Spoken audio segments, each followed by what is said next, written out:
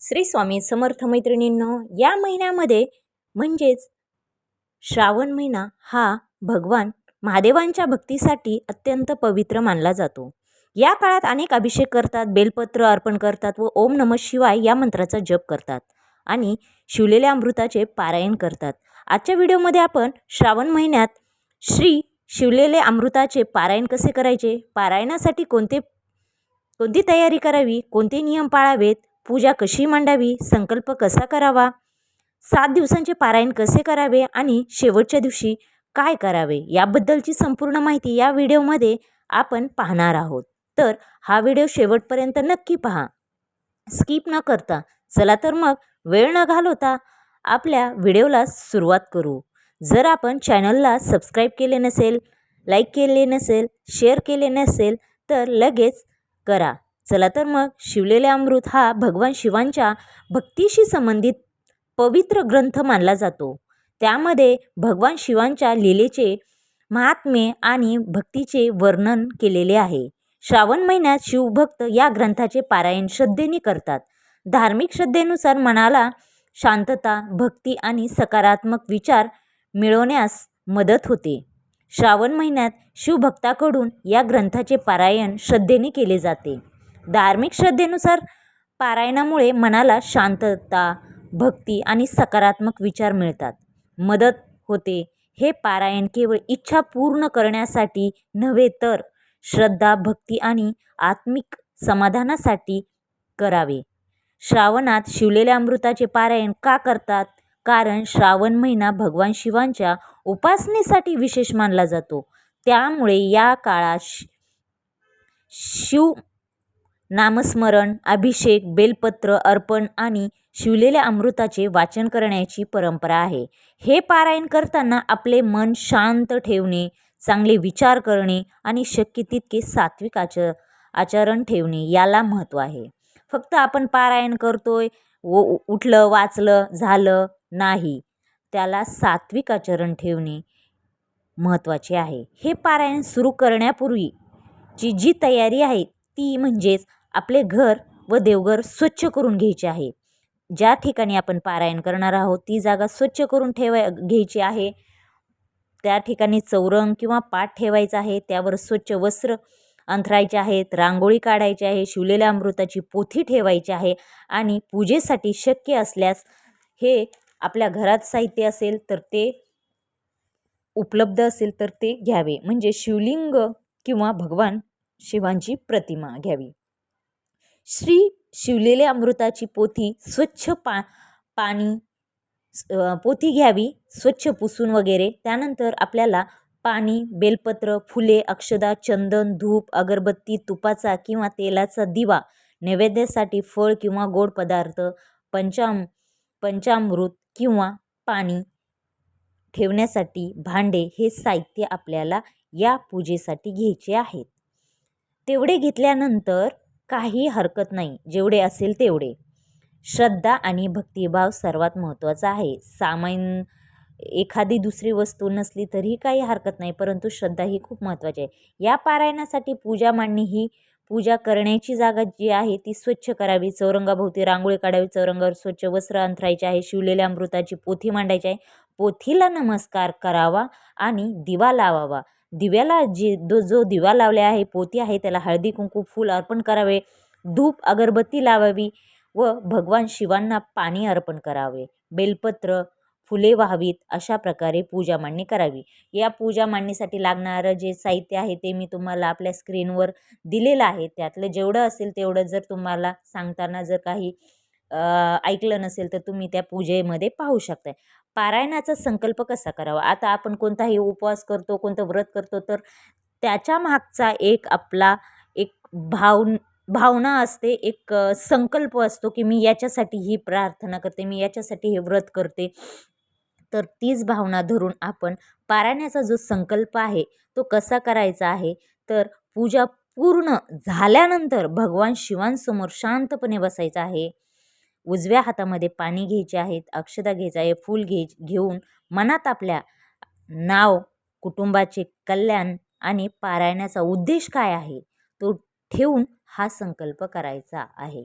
तुम्ही साध्या शब्दात करू शकतायत.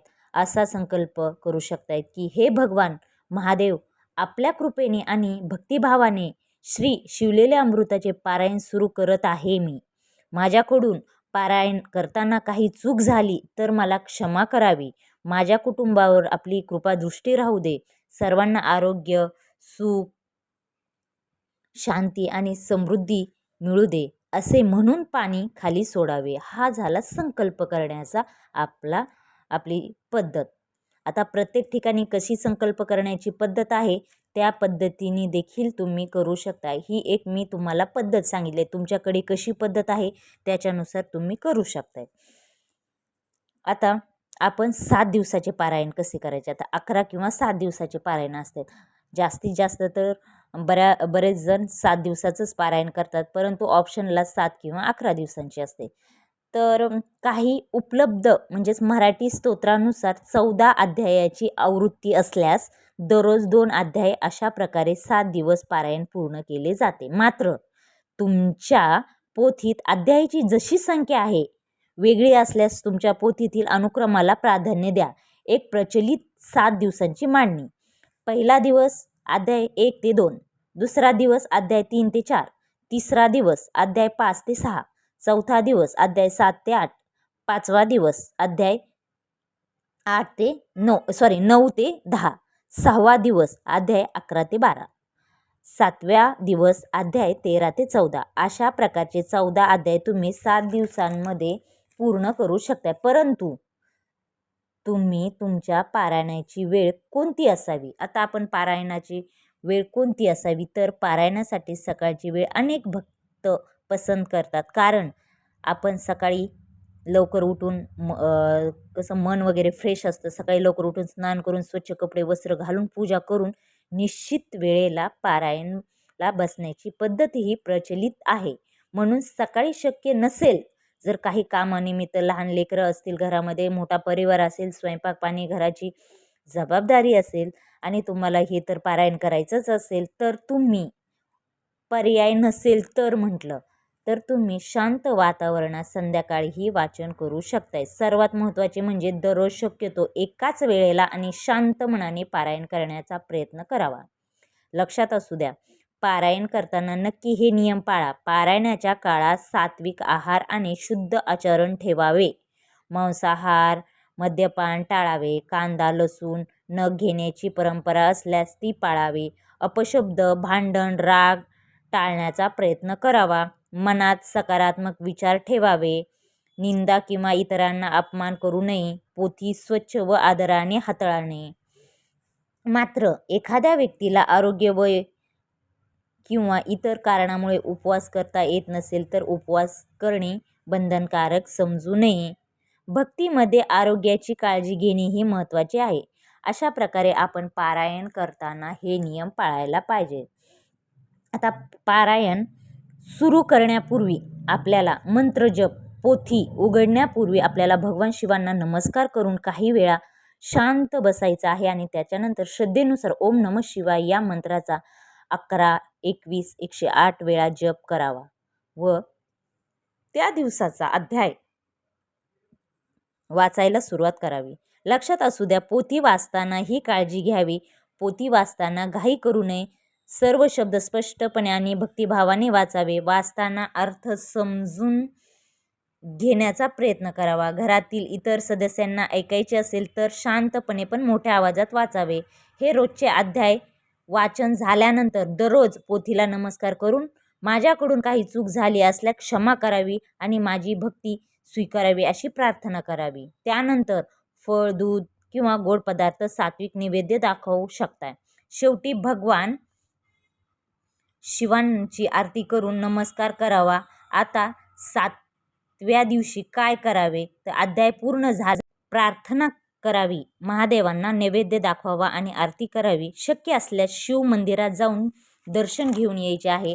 काही पारंपरिक पद्धतीमध्ये शेवटच्या दिवशी आपल्याला तांदूळ, वस्त्र किंवा दक्षिणा दान करायचा देखील दान सुद्धा करू शकतात. हे सर्व आपल्या श्रद्धेनुसार व आपल्या ऐपतीनुसार करावे. त्याचबरोबर उद्यापन कसे करावे तर पारायण पूर्ण झाल्यावर महादेवाची पूजा करावी, शिवलेल्या अमृताच्या पोथीला नमस्कार करून नैवेद्य दाखवावा, आरती करावी, ओम नमः शिवाय मंत्राचा जप करावा.